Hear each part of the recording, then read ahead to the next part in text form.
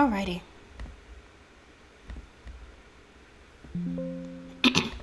Hello everyone, welcome back to another playthrough of Prince of Persia. We are currently at the Sunken Harbor and we're literally, I have the guided thing on. I don't want to do that because it's a Metrovania. Part of Metrovania is being able to go off, explore, do your own thing, and just figure out the world and what you're supposed to be doing by yourself. But I noticed when I was doing that, it was taking me forever to get to where I needed to be, and we ended up just wandering around, not really making much progress, dying a lot in places, and being in places we had no business being in because it wasn't towards our main goal. So we're going to keep this on, I think, either for the rest of the time or at least for most of the time. I think if I start getting comfortable with navigating the world, I'll turn it off. But for now, we're just gonna leave it on. So we're going to try and move towards our main goal here. Oh, hello. Do you know my father? No. No, though you're familiar. What's your name? Tharum. What? This place, the terrace steps, the footpaths, these are familiar. But it's all broken and strange. Is it real? It's a real place that's fallen under a curse. Am I cursed? I don't know, but don't worry. We'll find the answers. And you, traveller, what is your name? Sargon. I'm pleased to have a friend, Sargon. Alrighty. But yeah, he had been sacrificed, made the deal. And so that's how those two even start working together. But as you can imagine, being a young kid, he was like 8, 10 or something like that when he was sacrificed. So like literally murdered. And before that even happened, he was held in very terrible conditions. So you see this past trauma of his, and he wakes up screaming. And he's like muttering his own name. Uh-oh.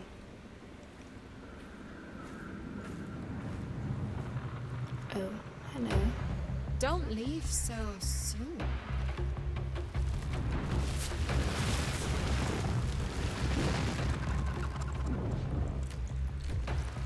I'm always in need of new servants.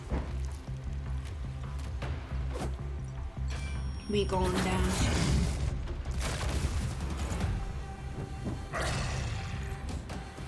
Kind of fight both of them. Oh, Kiana, Forest Queen.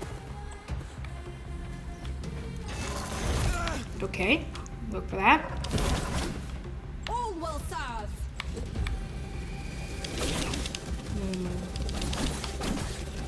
I tried to jump, but that was on me.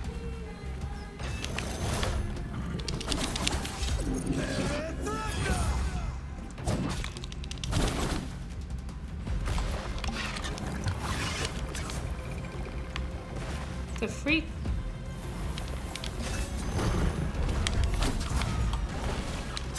You will serve me.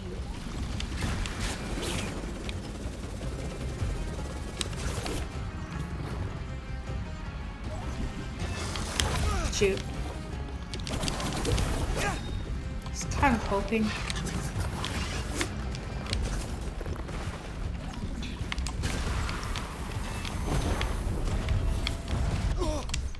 It'd be nice. You will serve.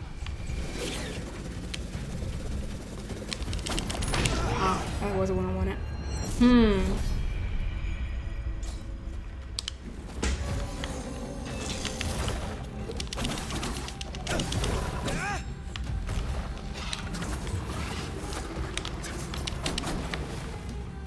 I shall stay.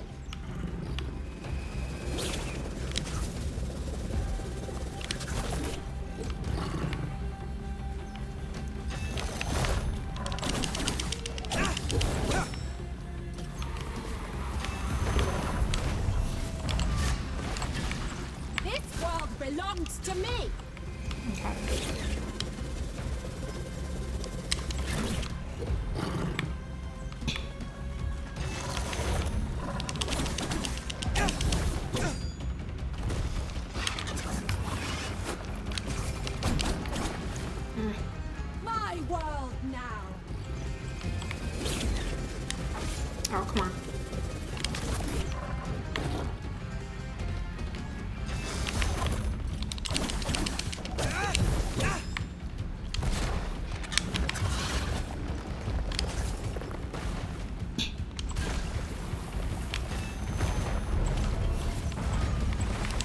Whoops. All will serve.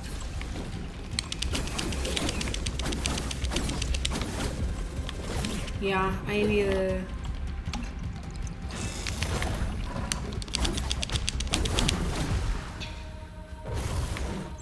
Oh. My world now. What? Oh.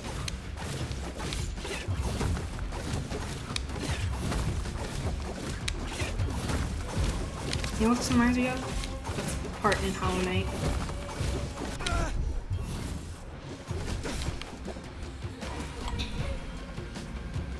That's a little annoying.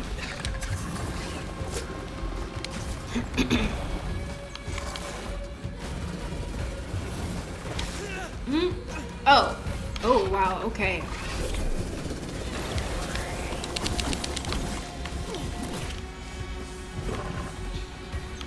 Oh my. Yeah. I had to stop soon too. Trying to think.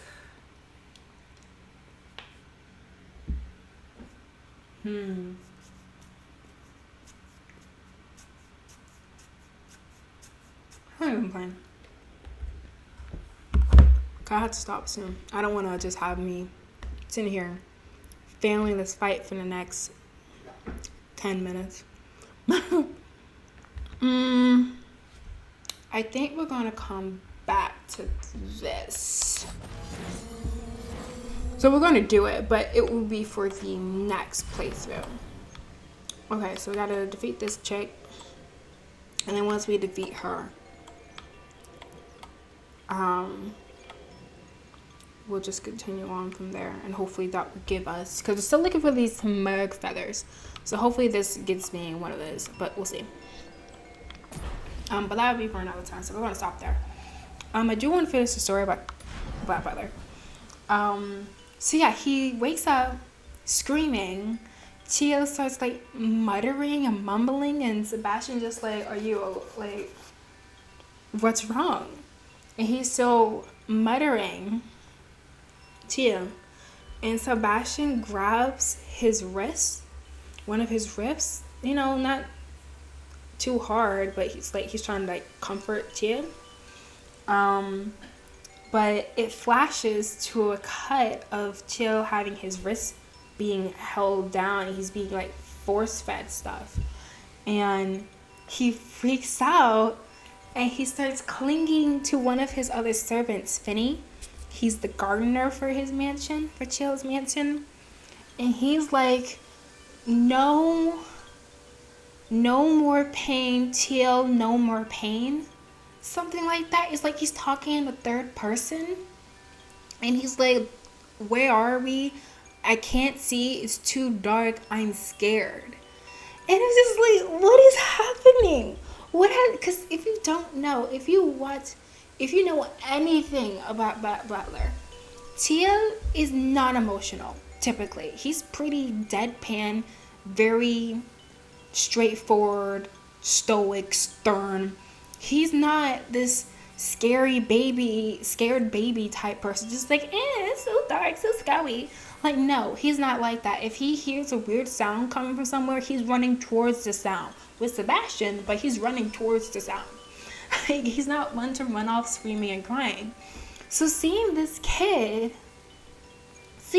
him clinging to Finney for dear life, saying, I'm scared, no more pain, like, what the heck is going on? It is so concerning. And then after that scene, Sebastian's like, okay, well, he doesn't want me touching him, that's fine. Finney, you stay with him. And then it cuts again to another scene. This is the last time we see Till in this entire episode. And he's like destroying a pillow, saying no, and something else. I can't remember exactly what it is. He's like, go away, get out of here. And it's Sebastian in the room again, and he doesn't want anything to do with him. And Sebastian is guessing it's because he's an adult. So Teal isn't comfortable with adults right now. And he's blind. That's what the poison from the forest did to him. It blinded Teal, so he can't see right now. And the way that Emerald Witch described it, the poison or this miasma within the forest that they came in contact with heightened this human fears. So that seems to be what's happening. Is like just spurred up the trauma Teal went through and has just reduced him to this scared baby who's like, no, leave me alone. It's so sad to watch. It was so sad to watch. I was like, oh my god, because again, you don't see him like that ever. So it was really sad and disturbing. Just like, oh, that really sucks. And then when you stop and think about it, because like he's still young. Teal is still like a child. My guess is he's like 15, 16 at this point, maybe younger. I don't know. But he was sacrificed a couple of years ago when he was like 10 or so. So it's only been maybe max 5 years since that's happened. So it's not too surprising the trauma would still be there, but it was still really, really hard to watch. This poor kid, and seeing him again clinging to Finny for dear life, trying to get away from Sebastian. It was so sad. I'm so worried about him. And that's the last time you see him in the entire episode. So the last thing you see of this kid is him throwing a pillow on the ground, destroying a pillow, just like, no, leave me alone, get out of here, to Sebastian. It's really heartbreaking. So it's confusing what is going on, because again, Sebastian is a demon that nothing in this world should be hurting him. So why is he having skin issues too? What is this werewolf nonsense? I am very intrigued by this arc thus far. I'm very curious where this is going to go and what the heck is going on. So yeah, those are the 2 shows I went through. It was Fire Force. I finished the Demon Slayer. I got the Black Butler. I wasn't able to get into the Tomodachi game. I'll talk about that next time. Nor the Love of Kill.